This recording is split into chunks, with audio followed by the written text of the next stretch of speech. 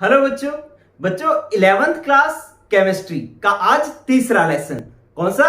तत्वों का वर्गीकरण एवं गुणों में आवर्तिता, मतलब आवर्त सारणी वाला लेसन का आज अपने कौन सा एपिसोड पढ़ रहे हैं? 14वां एपिसोड पढ़ रहे हैं। और इस एपिसोड में कौन सा टॉपिक पूरा करेंगे? आयनन ऊर्जा के अनुप्रयोग। बहुत जबरदस्त टॉपिक है, बहुत सारी चीजें आपको नई नई सीखने को मिलेगी। अगर इस क्लास को आप पूरा देखते हो तो बहुत सारी केमिस्ट्री आपके लिए आसान हो जाएगी। देखिए, एक बार पहले अपने आयनन ऊर्जा को हल्का से रिवाइज कर लेते हैं। क्या था कि यार कोई परमाणु था, उसके बाह्यतम कोश में जो इलेक्ट्रॉन पड़ा था, इसको निकालने के लिए मुझे जितनी ऊर्जा की जरूरत थी उसको मैं आयनन ऊर्जा कहता था।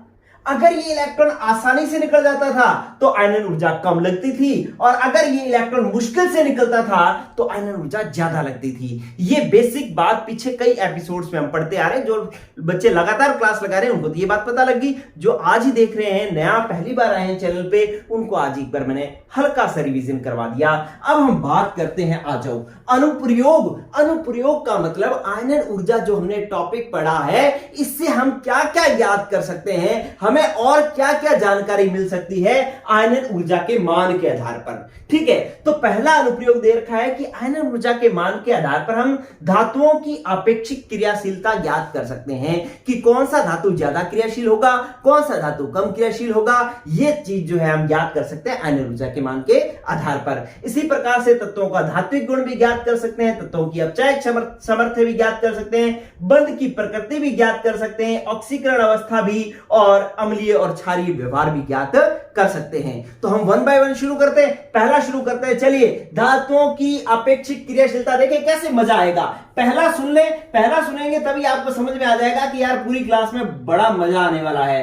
क्या कि धातुओं की आपेक्षिक क्रियाशीलता, आपेक्षिक क्रियाशीलता। बस ये समझो, आगे का टॉपिक मेरी गारंटी है कि आप अपने आप नहीं छोड़ोगे, पूरा का पूरा आप सीखने की कोशिश करेंगे। चलिए देखो बच्चों, क्या था कि मेरे पास एक धातु पड़ी थी। क्या पड़ी थी बच्चों? धातु। अब धातु की दो चीजें हो सकती है। क्या कि या तो ये धातु जो है, दो चीजें हो सकती है, या तो ये धातु आसानी से इलेक्ट्रॉन त्याग दे, इलेक्ट्रॉन आसानी से त्याग दे, ये हो सकता है। और दूसरा कि ये इलेक्ट्रॉन मुश्किल से त्यागे। कोई भी धातु थी तो क्या हो सकता है? मुश्किल से त्यागे। मेरे को पता लग गया कि दो स्थितियां हो सकती है कि यार कोई धातु पड़ी है, या तो उससे इलेक्ट्रॉन आसानी से निकल जाएगा या बड़ी मुश्किल से निकलेगा। ठीक है, चलिए, अगर वो इलेक्ट्रॉन आसानी से निकाल देगा तो प्लस उस पर आसानी से बन जाएगा, क्योंकि इलेक्ट्रॉन निकलने से प्लस आवेश आता है। अगर उस पर प्लस बन जाएगा तो फटाक से माइनस से रिएक्शन करेगा, मतलब अभिक्रिया करेगा। अभिक्रियाशीलता उसकी क्या हो जाएगी? ज्यादा। अगर इलेक्ट्रॉन आसानी से निकल रहा है तो धनायन आसानी से बना रहा है, धनायन आसानी से बना रहा है तो ऋणायन से जल्दी अभिक्रिया कर रहा है, उसकी क्रियाशीलता क्या है? ज्यादा। तो मैं कह रहा हूं कि अगर वो इलेक्ट्रॉन आसानी से त्याग रहा है तो क्या होगा भाई? आसानी से त्याग रहा है तो मैं यूं कह सकता हूं कि वो धनायन आसानी से बना रहा है। धनायन क्या बनाएगा? वो जल्दी बनाएगा, और धनायन जल्दी बनाएगा तो ऋणायन से जल्दी क्रिया करेगा। तो इसका मतलब है इसकी क्रियाशीलता क्या होगी बच्चों? इसकी क्रियाशीलता होगी अधिक। क्या होगी? क्रियाशीलता अधिक होगी। एक बात हमें समझ में आ गई, क्या कि भाई कोई धातु इलेक्ट्रॉन आसानी से त्यागेगा तो धनायन जल्दी बनाएगा, धनायन ज्यादा बनाएगा, जल्दी बनाएगा तो उसकी क्रियाशीलता भी क्या होगी? ज्यादा होगी। अब इधर आ जाओ कि यार कोई इलेक्ट्रॉन मुश्किल से इलेक्ट्रॉन त्यागता है कोई धातु, तो वो धनायन भी मुश्किल से बनाएगा। क्या बनाएगा? धनायन भी मुश्किल से बनाएगा, और मुश्किल से बनाएगा तो उसकी क्रियाशीलता भी बच्चों क्या होगी? उसकी क्रियाशीलता भी होगी कम। ठीक है, अब इस बात का लिंक हम इधर कर लेते हैं। क्या? इधर आ जाओ अब आप, कि जो इलेक्ट्रॉन आसानी से त्यागते हैं उसकी आयनन ऊर्जा या आयनन एंथैल्पी क्या होती है बच्चों? कम। और जो इलेक्ट्रॉन मुश्किल से त्यागते हैं उसकी आयनन ऊर्जा क्या होती है? अधिक। आयनन ऊर्जा क्या होती है? अधिक। बस, अब ये दो बातें अगर आपको पता लग गई हैं, इसकी आयनन ऊर्जा क्या है? आयनन ऊर्जा है कम। EI का आयोनाइजेशन एंथैल्पी या आयोनाइजेशन एनर्जी, यहां पर भी EI का आयोनाइजेशन एनर्जी मतलब आयनन ऊर्जा। अब आप देखो, अब आपके पास रिलेशन बन गया, रूल बन गया। क्या रूल बन गया? कि यार आयनन ऊर्जा कम तो क्रियाशीलता ज्यादा, आयनन ऊर्जा कम तो क्रियाशीलता ज्यादा। इन दोनों के बीच में रिलेशन बन गया, ये कम तो ये ज्यादा। इधर आ जाओ, अगर आयनन ऊर्जा ज्यादा तो अभिक्रियाशीलता कम, इन दोनों के बीच में भी रिलेशन बन गया। कैसा रिलेशन बना? कम ज्यादा, कम ज्यादा मतलब उल्टा रिलेशन है, ठीक है, व्युत्क्रमानुपाती रिलेशन है। कैसा रिलेशन है? व्युत्क्रमानुपाती रिलेशन है। तो इसलिए मैं यूं कह सकता हूं कि आयनन ऊर्जा क्रियाशीलता के क्या होती है बच्चों? क्रियाशीलता के क्या होती है? व्युत्क्रमानुपाती होती है। देखो कैसे हमने एक पूरा चार्ट बना करके ये रिलेशन निकाला है कि भैया आयनन ऊर्जा ज्यादा होगी तो क्रियाशीलता होगी कम, आयनन ऊर्जा ज्यादा होगी तो क्रियाशीलता होगी कम, और आयनन ऊर्जा कम होगी तो क्रियाशीलता होगी ज्यादा। ठीक है बच्चों, तो इस प्रकार से जो है हमारा ये रूल बन गया। अब हमने एक बात सोच लेनी है, ये तो हमने एक कंसेप्ट सीख लिया, अब एक बात दिमाग में बिठा लो कि भैया जिसकी आयनन ऊर्जा कम होगी वो ज्यादा अभिक्रिया करेगा और जिसकी आयनन ऊर्जा ज्यादा होगी वो कम अभिक्रिया करेगा। ठीक है, तो अब आप बात समझ गए। अब आप देखते हैं कि आवर्त सारणी में यहां पर एक स्टार डाल करके बात लिखेंगे, वो अपने काम आएगी। क्या? अपने स्टार डाल करके बात लिखेंगे कि जो आवर्त सारणी के अंदर पहला वर्ग है ना, पहला वर्ग, उनको हम क्या कहते हैं? क्षारीय धातुएं कहते हैं। क्या कहते हैं बच्चों? वर्ग फर्स्ट को हम क्या कहते हैं? हम उनको क्षारीय धातुएं कहते हैं। क्षारीय धातुएं कौन कौन सी? हलीना की रब से फिर हाइड्रोजन को छोड़ दो, बाकी धातुएं हैं लिथियम, क्या, सोडियम, पोटेशियम, रुबिडियम, सीजियम। ठीक है, तो इनकी क्रियाशीलता क्या होती है बच्चों? इनकी आप पहले तो कहें कि वर्ग फर्स्ट क्षारीय जो धातुएं होती हैं इनकी आयनन ऊर्जा क्या होती है? कम होती है। सबसे कम आयनन ऊर्जा क्षारीय धातुओं की होती है, इसलिए इनकी क्रियाशीलता भी क्या होती है? क्रियाशीलता भी जो है क्या होती है? सर्वाधिक होती है। क्या होती है इनकी क्रियाशीलता? सर्वाधिक होती है। किनकी? क्षारीय धातुओं की। किनकी? क्षारीय धातुओं की आयनन ऊर्जा कम होती है, इसलिए इनकी क्रियाशीलता सर्वाधिक होती है। सोडियम को पानी में डालो तो ब्लास्ट करता है, क्यों? क्योंकि वो बहुत ज्यादा क्रियाशील है। क्यों बहुत ज्यादा क्रियाशील है? क्योंकि भैया उसकी आयनन ऊर्जा कम है, फटाक से इलेक्ट्रॉन त्याग देता है, फटाक से अभिक्रिया करता है। ठीक है, तो इसलिए इसकी क्रियाशीलता सर्वाधिक होती है। चलिए बच्चों, ये आप ले लो, पहला कंसेप्ट आपका हो गया क्लियर। क्या? धातुओं की आपेक्षिक क्रियाशीलता। चलिए अगर इसका ले लें स्क्रीनशॉट एक सुंदर सा, फिर अपने चलते हैं दूसरे टॉपिक पर। सारे ऐसे ही बनेंगे, सारे चार्ट ऐसे ही बनेंगे। ठीक है, चलिए अब मैं नेक्स्ट बात करता हूं। चलिए साफ कर दो इसको, ये लो, आपने स्क्रीनशॉट ले लिया होगा। चलिए बच्चों, अगर इसको ये वाला टॉपिक अगर बढ़िया से समझ में आ गया ना, आपको समझ में आ गया ना, कोई आपसे पूछे कि भाई क्षारीय धातुएं सबसे ज्यादा क्रियाशील होती हैं, क्यों? तो आप फटाक से क्या आंसर देंगे? क्योंकि इनकी आयनन ऊर्जा बड़ी ही कम होती है। ठीक है, आयनन ऊर्जा कम क्यों होती है? क्योंकि इनका आकार बड़ा होता है। ये हम पहले पढ़ चुके हैं। चलिए जिन्होंने नहीं पढ़ा वो पीछे के एपिसोड देख के आए। जिनको ये बात पहला पॉइंट समझ में आ गया, पहले तो वो वीडियो लाइक करो, ठीक है, और दूसरा चैनल को सब्सक्राइब कर लो भाई। ऐसी बहुत सारी चीजें, पूरा सिलेबस आपके पास आ रहा है, पूरा सिलेबस बिल्कुल फ्री। ठीक है, चलिए अब है तत्वों का धात्विक गुण। दूसरा कौन सा है? तत्वों का धात्विक गुण। ठीक है, तत्वों का धात्विक गुण। चलिए देखिए, तत्वों का धात्विक गुण जो है वो कैसे समझ में आता है, इस तरीके से देखो। पहले तो आप देखिए धातु कौन होता है। पहले ये समझ लो बच्चों कि धातु कौन होता है। धातु बच्चों वो होता है जो इलेक्ट्रॉन त्याग कर धनायन बनाता है। इलेक्ट्रॉन त्याग कर धनायन बनाता है, उससे हम क्या कहते हैं? धातु कहते हैं। ठीक है, अब आप देखो कि मान लो ये मेरे पास कोई तत्व पड़ा है, ये तत्व पड़ा है। ठीक है, अब इस तत्व की दो स्थितियां हैं। क्या? कि या तो ये क्या कर रहा है? इलेक्ट्रॉन आसानी से त्याग रहा है। क्या कर रहा है? आसानी से त्याग रहा है, और आसानी से त्याग रहा है तो आसानी से धनायन बना रहा है। आसानी से क्या बना रहा है बच्चों? धनायन बना रहा है। ठीक है, और जो आसानी से त्यागेगा, आसानी से धनायन बनाएगा, धातुओं का तो गुण है धनायन बनाना। जो आसानी से बनाएगा उसके अंदर धात्विक गुण क्या होंगे? ज्यादा होंगे। धात्विक गुण क्या होंगे? ज्यादा। तो मैं इसके लिए क्या लिखूंगा कि भैया इसके धात्विक गुण जो है वो क्या होंगे? अधिक होंगे। क्लियर? किसके धात्विक गुण? वो तो जो इलेक्ट्रॉन आसानी से त्यागेगा, वो आसानी से धनायन बनाएगा, और उसके अंदर धात्विक गुण सबसे ज्यादा होंगे। अब इधर आ जाओ, दूसरी बात क्या हो सकती थी? या तो आसानी से या मुश्किल से।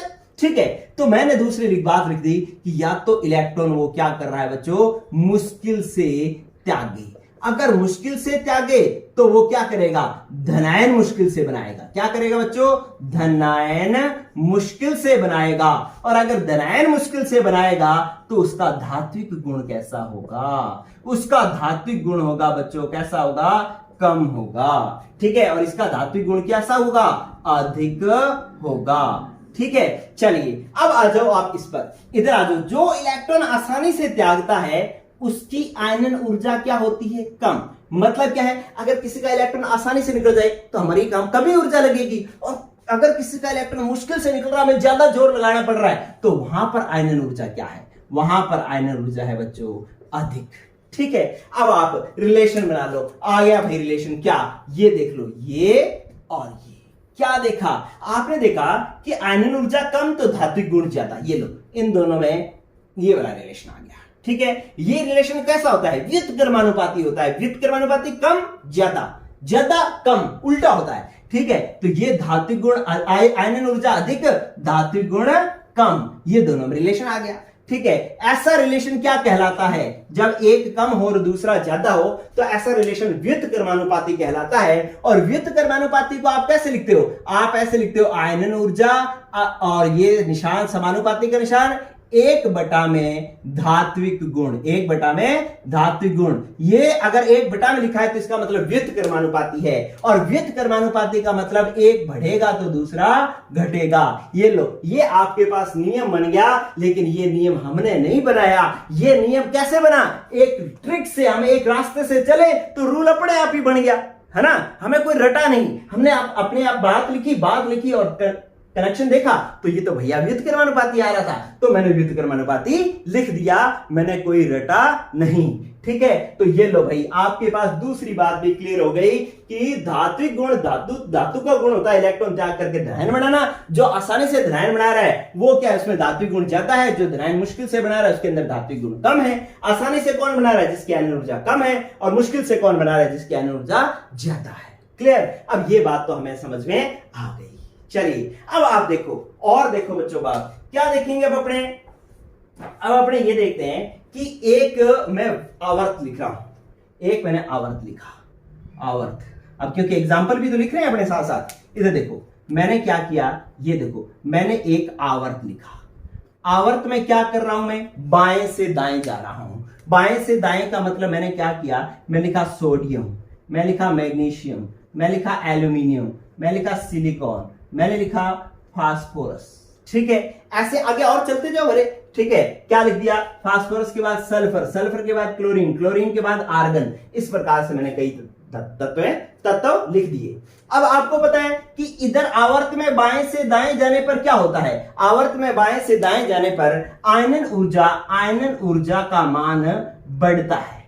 अगर आयनन ऊर्जा का मान बढ़ता है तो अब आपको पता है कि आयनन ऊर्जा का मान बढ़ेगा तो धात्विक गुण इसका उल्टा होता है। धात्विक गुण क्या होगा? धात्विक गुण घटता है।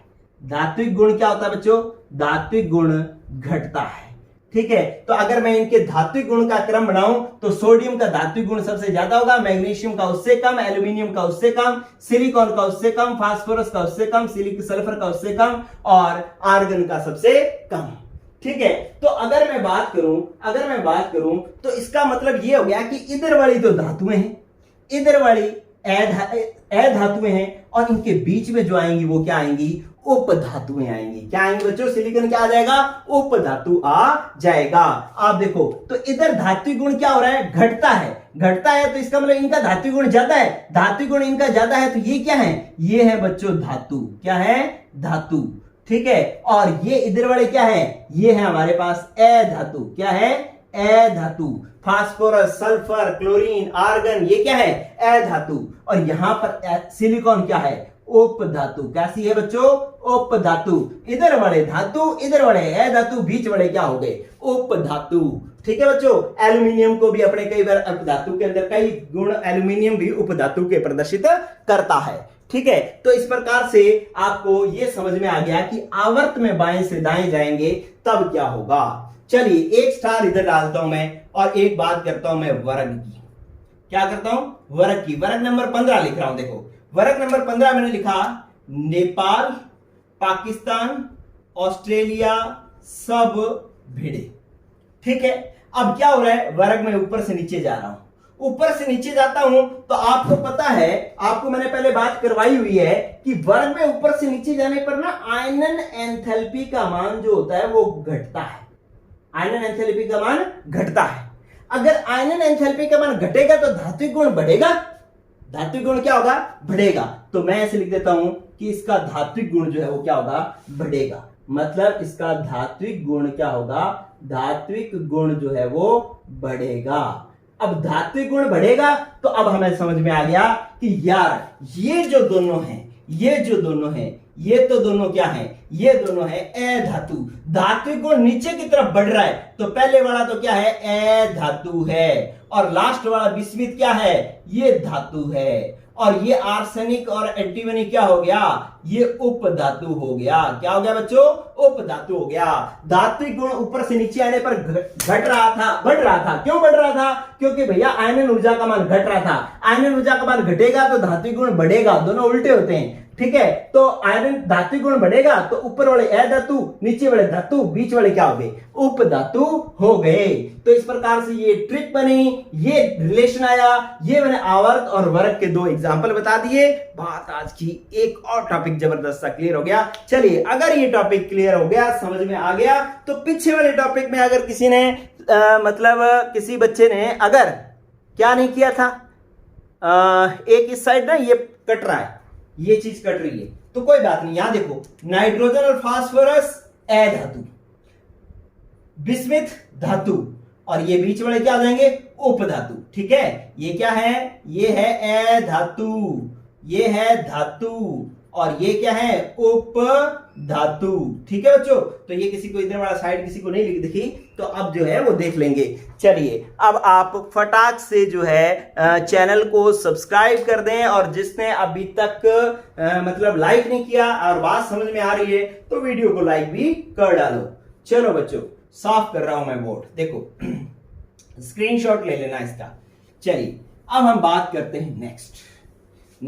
अगर ऐसे कोई क्वेश्चन आते हैं, नीचे कई तत्व लिखे होंगे, आपको कहा जाएगा कि इनको धात्विक गुण के बढ़ते क्रम में बढ़ाओ, घटते क्रम में बढ़ाओ, तो क्या आप बना लोगे क्या? बस आपको आयनन ऊर्जा का कंसेप्ट आना चाहिए, अपने आप धात्विक गुण बन जाएगा। चलिए, अब मैं बात करता हूं तीसरे गुण की, तत्वों की अपचायक सामर्थ्य की। ये लो भाई, ये भी बहुत जबरदस्त वाला टॉपिक है, तत्वों की अपचायक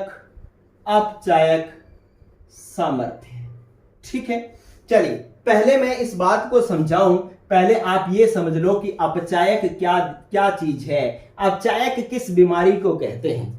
ठीक है, ये भी तो सीखना जरूरी है। अच्छा, आप देखें कि एक टॉपिक सीखने के चक्कर में कई चीजें और सीखते जा रहे हो साथ साथ में। आपने धातु का गुण समझ लिया कि भैया धातु वो होता है जो इलेक्ट्रॉन त्याग करके धनायन बनाता है, और फिर नीचे पूरी कहानी समझी। वैसे ही अब पहले अपचायक सामर्थ्य सीखना, तो पहले अपचायक समझो। अपचायक कौन होता है, देखो इधर आ जाओ। देखो, आपके पास कोई अभिक्रिया हुई, क्या अभिक्रिया हुई कि किसी तत्व ने क्या किया बच्चों, इलेक्ट्रॉन त्यागता है। कोई अभिक्रिया होती है, उस अभिक्रिया में वो तत्व इलेक्ट्रॉन त्यागता है। जो तत्व इलेक्ट्रॉन त्यागता है ना, उसका ऑक्सीकरण होता है। क्या होता है अभिक्रिया में, क्या होता है, ऑक्सीकरण उसका होता है। ठीक है, कोई अभिक्रिया हो रही है, उस अभिक्रिया में कोई तत्व अपना इलेक्ट्रॉन त्याग रहा है, तो इसका मतलब उस तत्व का क्या हो रहा है, ऑक्सीकरण हो रहा है। ठीक है, और जिस तत्व का ऑक्सीकरण होता है ना, उसको हम अपचायक कहते हैं। क्या कहते हैं बच्चों, अपचायक कहते हैं। ये बेसिक बात मैंने आपको समझाई कि कोई अभिक्रिया हो तो किसी अभिक्रिया में एक तत्व था और वो तत्व इलेक्ट्रॉन त्याग रहा था। अगर इलेक्ट्रॉन त्यागता है तो क्या हो रहा है, उसका ऑक्सीकरण हो रहा है, और जिसका ऑक्सीकरण होता है वो अपचायक होता है। अगर मैं सिंपल बात करूं तो कोई इलेक्ट्रॉन अगर त्यागेगा तो वो अपचायक होगा। क्या होगा, वो इलेक्ट्रॉन अगर कोई त्याग रहा है तो वो क्या होगा, अपचायक होगा। ठीक है, इतनी बात समझ में आ गई कि यार अब आप सिंपल बात रख लो अपने दिमाग में, क्या कि कोई भी तत्व किसी अभिक्रिया में अगर इलेक्ट्रॉन त्याग रहा है ना, तो वो अपचायक है। वो क्या है, अपचायक है। ठीक है, आसानी से त्याग रहा है तो प्रबल अपचायक है, और अगर मुश्किल से त्याग रहा है तो दुर्बल अपचायक है। ठीक है, अब इस बात की भी अपने ट्रिक बना लेते हैं। आ जाओ, इधर आ जाओ। मैंने क्या कहा, मैंने कहा जी एक तत्व मेरे पास, क्या है मेरे पास, एक ये वाला तत्व। चलो मैं दोबारा लिख रहा हूं, ये लो, ये मेरे पास तत्व, इसके पास दो बातें, क्या कि या तो वो इलेक्ट्रॉन आसानी से त्यागे, और या फिर वो इलेक्ट्रॉन मुश्किल से त्यागे। क्या करे, मुश्किल से त्यागे। दो बातें। ठीक है, अब दोनों चीजों में से अगर वो इलेक्ट्रॉन आसानी से त्याग रहा है तो वो क्या होगी, उसकी अपचायक सामर्थ्य ज्यादा होगी, क्योंकि जो इलेक्ट्रॉन त्यागता है वो अपचायक होता है ना। तो इसका मतलब है कि जो इलेक्ट्रॉन आसानी से त्याग रहा है उसकी अपचायक सामर्थ्य क्या है बच्चों, अधिक है। और जो इलेक्ट्रॉन मुश्किल से त्याग रहा है वो क्या है, उसकी अपचायक सामर्थ्य कैसी है, कम। उसकी अपचायक सामर्थ्य है बच्चों, उसकी अपचायक सामर्थ्य है कम। ठीक है, अब मैं इधर बात कर लेता हूं कि जो इलेक्ट्रॉन आसानी से त्यागता है उसकी आयनन ऊर्जा कैसी होती है बच्चों, कम। और जो इलेक्ट्रॉन मुश्किल से त्यागता है उसकी आयनन ऊर्जा क्या होती है, अधिक। उसकी आयनन ऊर्जा क्या होती है, अधिक। ठीक है, उसकी आयनन ऊर्जा होती है अधिक। बस अब आप रिलेशन बना लो, क्या कि आयनन ऊर्जा कम तो अपचायक सामर्थ्य ज्यादा, आयनन ऊर्जा ज्यादा तो अपचायक सामर्थ्य कम। तो इसका मतलब ये भी रिलेशन कैसा आ गया, ये भी रिलेशन कैसा आ गया, ये भी रिलेशन आ गया व्युत्क्रमानुपाती। क्या रिलेशन आ गया, व्युत्क्रमानुपाती, क्योंकि कम तो ज्यादा, ज्यादा तो कम। ठीक है, तो इसका मतलब अगर मैं यहां पर लिख दूं कि आयनन ऊर्जा और इसके बीच में कैसा रिलेशन आया है, तो आयनन ऊर्जा व्युत्क्रमानुपाती है अपचायक सामर्थ्य की। मजे की बात क्या है कि अब तक हमने 3 गुण पढ़े, तीनों ही अपचायक सामर्थ्य, तीनों ही गुण जो है आयनन ऊर्जा के क्या है, व्युत्क्रमानुपाती है। तो ये लो, एक और रूल हमारे पास बन गया। ठीक है, अब एक रूल तो बन गया, लेकिन अब इसकी उदाहरण की बात करें तो आप देखें कि आपने देखा था कि जो वर्ग पहले के तत्व है, वर्ग फर्स्ट, जिनको हम क्या कहते हैं, क्षारीय धातुएं कहते हैं। क्षारीय धातुएं कहते हैं, कौन सी होती हैं, लिथियम, सोडियम, पोटेशियम, रुबिडियम और सीसी, ये है क्षारीय धातुएं। अब इन क्षारीय धातुओं के लिए आपको पता है कि इनकी आयनन ऊर्जा जो होती है वो कम होती है, इसलिए इनकी अपचायक सामर्थ्य जो है वो क्या होती है बच्चों, अधिक होती है। अपचायक सामर्थ्य इसकी क्या होती है, अधिक होती है। ठीक है, तो ये मैंने इसका एक उदाहरण भी बता दिया।